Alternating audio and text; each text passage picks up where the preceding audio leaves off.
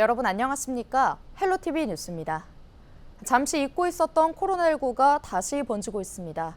이번 코로나19 유행은 이달 말까지 계속되다가 점차 사그라들 거란 전망인데요. 치명률이 높은 고령층의 경우 각별한 주의가 필요합니다. 손성희 기자의 보도입니다. 서울 은평구의 한 병원입니다. 최근 코로나19 의심 증상으로 병원을 찾는 사람이 부쩍 늘었습니다. 목이 아프고요. 그거 코로나가 싶어서 검사하러 왔어요.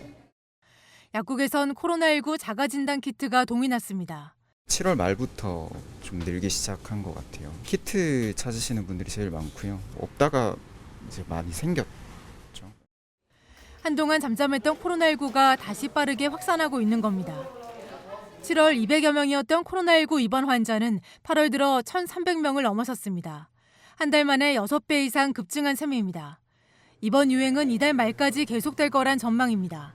인구 집단의 면역력이 시간이 지나면서 점점 감소하는 현상, 그리고 여름철을 맞아서 인구 이동이 많아지거나 또 아니면 밀폐된 환경에서 에어컨 가동 같은 것들이 바이러스 전파의 원인이 될 수 있겠고요. 문제는 전공의들의 집단 진료 거부로 의료 공백이 커진 가운데 치명률이 크게 오를 수 있는 고연령층 감염이 늘고 있다는 겁니다. 8월 둘째 주 기준 코로나19 전체 입원 환자의 65% 이상이 65세 이상 고령층입니다. 고령의 어르신과 또 기저질환, 콩팥이나 간이 안 좋으시다든지 심장질환이나 호흡기 질환이 있으신 분들은 특별히 더 주의하셔야 되겠고, 질병관리청은 코로나19 치료제 26만 명분을 추가로 확보하고 10월부터는 65세 이상 고위험군을 대상으로 코로나19 무료 예방접종을 실시할 계획이라고 밝혔습니다. 또 코로나19 자가검사 키트 수급 상황을 수시로 점검하고 필요시엔 중증 환자 전담 치료 병상을 추가로 지정하기로 했습니다. 보건당국은 이번 유행을 안전하게 보내기 위해서는 코로나19 감염 예방 수칙을 지키는 게 중요하다고 강조했습니다. 밀폐된 다중시설을 이용할 때는 마스크를 쓰고 고령층의 경우 많은 사람이 모이는 행사는 당분간 자제해달라고 부탁했습니다. 헬로티비 뉴스 손성혜입니다. 제2회 서울 은평 청년영화제가 오는 31일 개막합니다. 은평구는 오는 31일부터 다음 달 2일까지 4일간 롯데시네마 은평에서 서울 은평 청년영화제를 개최한다고 밝혔는데요. 이번 영화제에는 116개국에서 4,300여 편의 작품이 출품됐으며 영화제 기간 32편의 작품이 상영됩니다. 특히 올해 은평구는 김태양 감독의 나만 아는 춤을 제작 지원작으로 선정해 제작비와 촬영 장소 협조 등을 지원했습니다. 영화 예매는 서울 은평 청년영화제 누리집을 통해 할 수 있으며 관람료는 무료입니다.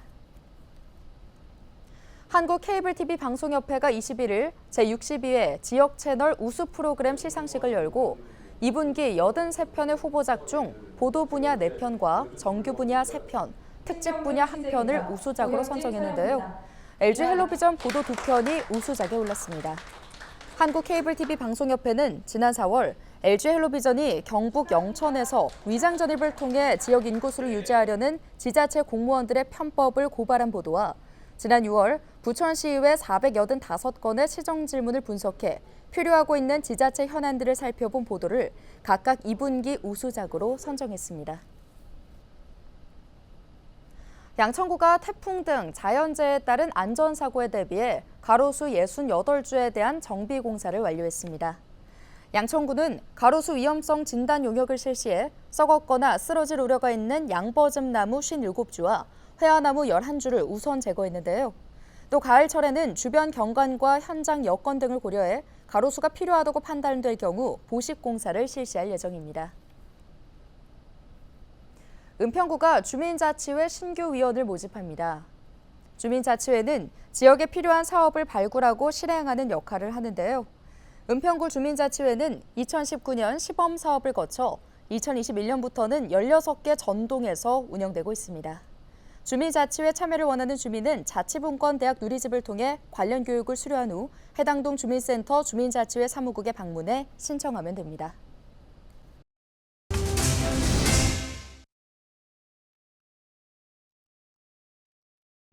제9호 태풍 종다리에 따른 호우와 강풍으로 인천 지역 곳곳에서 피해가 발생했습니다. 인천소방본부는 21일 오후 1시 기준 주택 침수 등 37건의 피해가 발생했다고 밝혔는데요. 피해별로는 주택 침수 16건, 도로 침수 5건, 차량 침수 2건, 구조물 탈락 9건, 나무전도 1건, 기타 4건 등입니다. 이날 0시부터 8시간 누적 강수량은 중구 운서동 76.3mm, 연수구 송도동 40.5mm, 남동구 구월동 63mm, 부평구 구산동 60mm, 계양구 계산동 53mm 등입니다. 최대 순간 풍속은 초속 12.8m, 최대 초속 21.6m였습니다.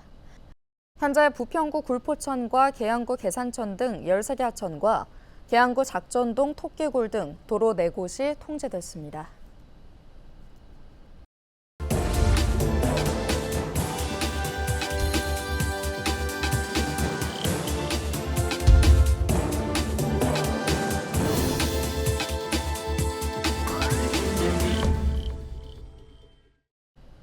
케이블 TV 공동기획 지역을 살려라 시간입니다. 부산 전체가 소멸 위험 지역에 진입했습니다. 결혼과 출산을 긍정적으로 생각하는 사회 분위기를 만들 필요가 있다는 목소리인데요.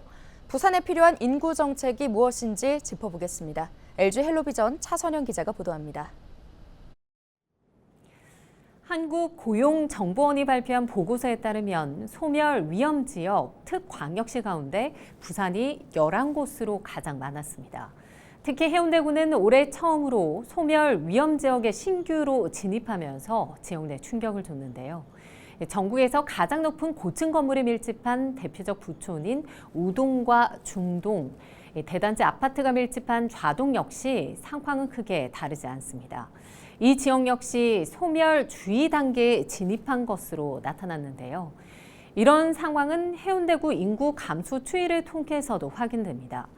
2012년 인구 42만 8천여 명으로 정점을 찍은 이후 10년 뒤인 2021년 40만 명 아래로 내려온 이후 올해 38만 448명으로 감소세입니다. 해운대구는 어떤 대안을 내놨을까요? 결혼과 출산 장려를 위한 이색 정책 살펴봤습니다. 해운대 동백섬 누리마루의 에이펙 하우스입니다.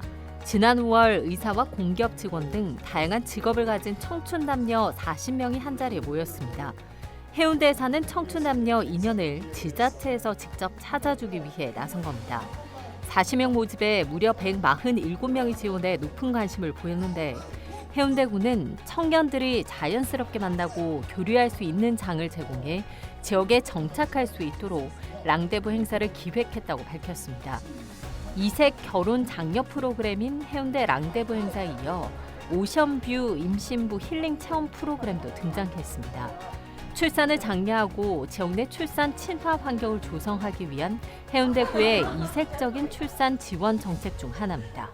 요즘 MZ 트렌드, 임산부님들의 그 트렌드에 맞춰가지고 사진도 찍으시고 이런 그 밝고 이렇게 좀 아기자기한 이런 곳에서 그 소품 같은 걸 만들어 가면서 이날 하루에 그 임신 스트레스나 육아 스트레스를 그 날리고 가실 수 있도록 저희가 그 이제 좀 독창적으로 준비를 해봤습니다. 해운대 바다 풍경이 한눈에 들어오는 공간을 지자체에서 직접 빌려 임신부들이 문화체험과 함께 휴식을 취할 수 있도록 준비한 겁니다. 해운대구 아가맘센터에 임산부로 등록을 하니까 이런 체험할 수 있는 기회가 있다고 문자가 오더라고요. 그냥 막혀있는 이런 공간보다 바다도 보이고 좀 밝고 그리고 같은 임산부들끼리 모여가지고 뭔가 할 수 있다는 게 좋은 것 같아요. 부산 지역 청년 인구 유출을 막기 위해선 일자리 창출을 위한 기업 유치뿐 아니라 젊은 여성들이 머물고 싶은 도시가 될 수 있느냐가 중요합니다.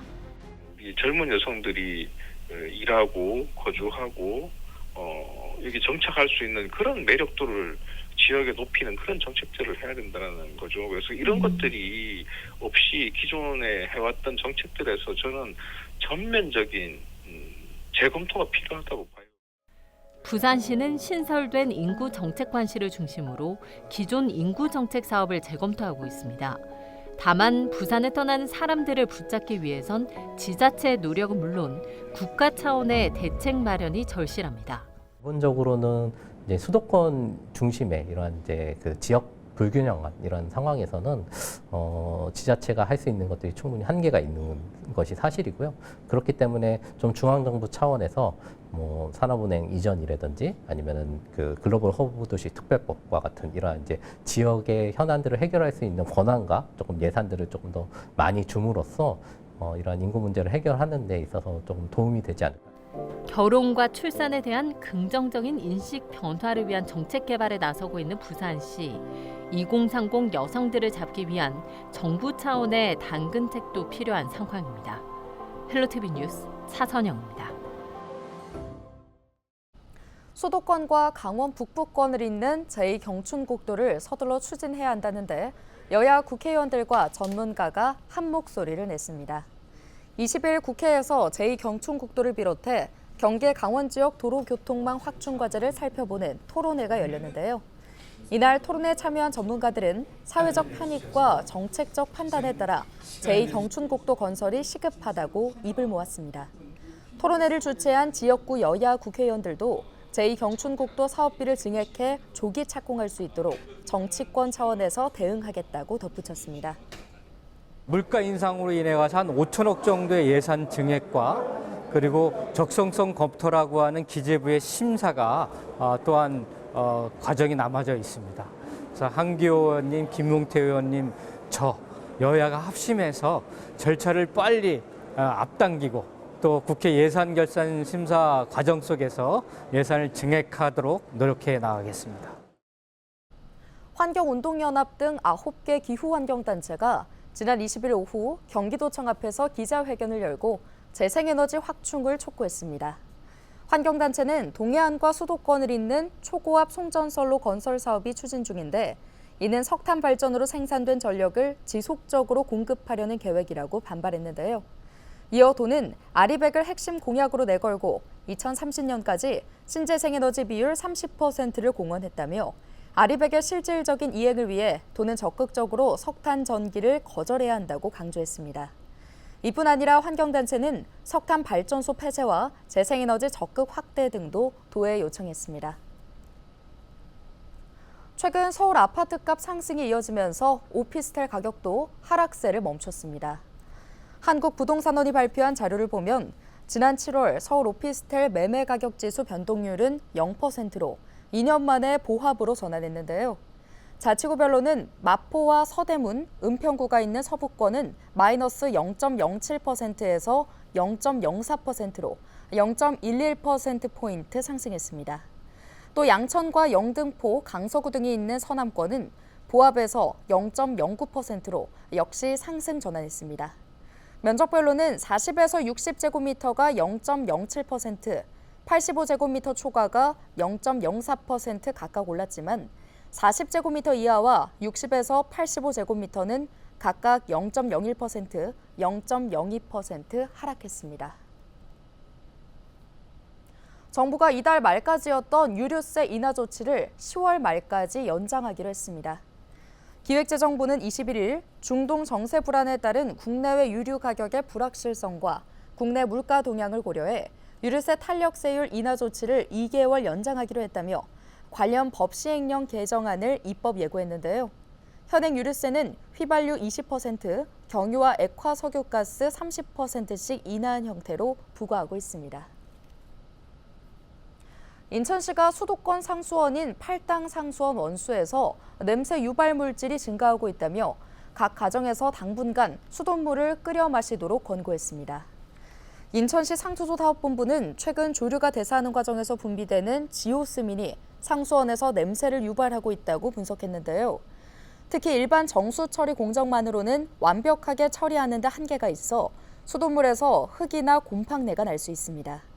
시는 사람에 따라 극미량으로도 냄새를 감지할 수 있지만 인체에는 해가 없고 열을 가하며 쉽게 휘발되는 특성이 있어 3분 이상 끓여 마실 것을 권고했습니다.